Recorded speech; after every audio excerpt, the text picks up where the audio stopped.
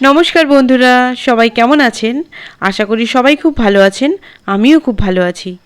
তো আজকে আপনাদের জন্য নিয়ে এসেছি আরেকটি নতুন ভিডিও। সবার কাছে একটু অনুরোধ করব ভিডিওটি প্রথম থেকে শেষ পর্যন্ত দেখার জন্য। তাহলে শুরু করা যাক। ছোটবেলা থেকেই আমরা পড়ে এসেছি গরু আমাদের গৃহপালিত পশু, কিন্তু সময়ের সঙ্গে সঙ্গে যখন নিজের হাতে গরু পালন করতে শিখি, তাদের যত্ন নিতে শিখি, তাদের সুখ দুঃখ বুঝতে শিখি, তখন উপলব্ধি হয় গরু শুধু একটি গৃহপালিত পশু নয়, তারা ধীরে ধীরে আমাদের পরিবারেরই একজন সদস্য হয়ে ওঠে।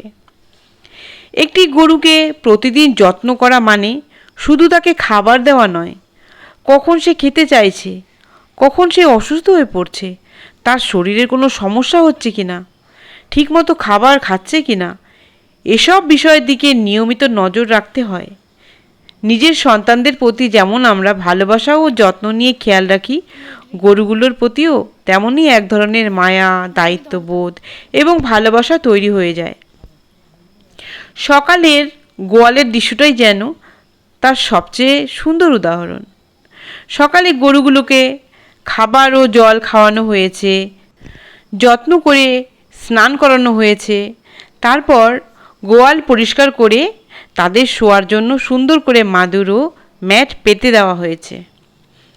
সারাদিনের ব্যস্ততার মাঝে এই মুহূর্তটা যেন তাদের আরামের সময়।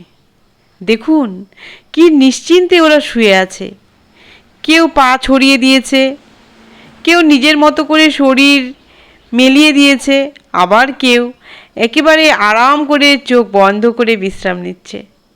তাদের এই নিশ্চিন্ত ঘুম আর স্বাচ্ছন্দ্য দেখলে মনে হয় এই গোয়ালঘরটা যেন তাদের নিজের বাড়ি।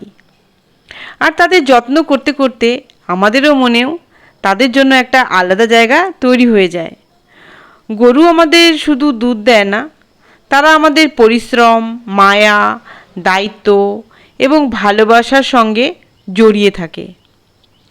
দিনের পর দিন তাদের পাশে থাকতে থাকতে তাদের স্বভাব, অভ্যেস, পছন্দ, অপছন্দ সব কিছুই যেন পরিবারের মানুষের মতো পরিচিত হয়ে যায়। তাই গরুকে শুধু গৃহপালিত পশু বলে দেখলে হয়তো তাদের সঙ্গে আমাদের সম্পর্কের পুরোটা বোঝানো যায় না। তারা আমাদের জীবিকার অংশ, আমাদের পরিশ্রমের সঙ্গী এবং অনেক সময় আমাদের পরিবারেরই একজন হয়ে ওঠে। তাদের যত্নে যেমন আমাদের দায়িত্ব আছে, তেমনি তাদের প্রতি রয়েছে গভীর মায়া ও ভালোবাসা। আজ গোয়ালে গরুগুলোকে এভাবে নিশ্চিন্তে পা ছড়িয়ে আরামে শুয়ে থাকতে দেখে সত্যি মনে হয় ওরা শুধু আমাদের গোয়ালের গরু নয়, ওরা আমাদের পরিবারেরই একজন।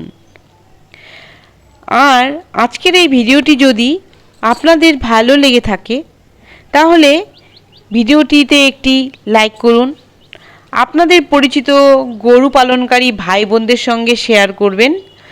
আর আমাদের সঙ্গে নতুন নতুন গ্রামের জীবন, গরু পালন ও দৈনন্দিন জীবনের গল্প দেখতে চাইলে চ্যানেলটি সাবস্ক্রাইব করে পাশে থাকবেন।